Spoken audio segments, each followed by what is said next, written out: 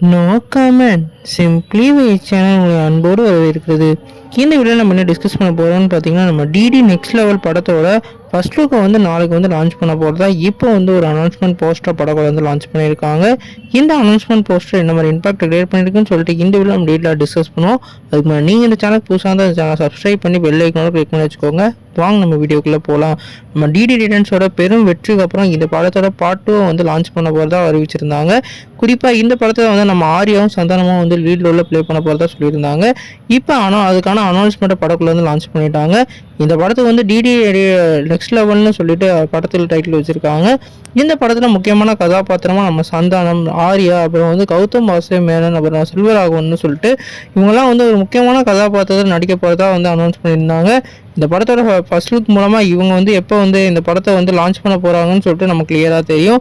குறிப்பாக இந்த படத்தில் காமெடியும் இல்லாமல் 2 பேரும் ஹீரோ சப்ஜெக்டில் நம்ம சந்தானம் நடிக்க போகிறாரு. குறிப்பாக நம்ம சந்தானத்துக்கும் ஆர்யாவுக்கும் உள்ள காம்பினேஷன் படத்தில் வேறு லெவலில் இருக்கும்னு நினைக்கிறேன்.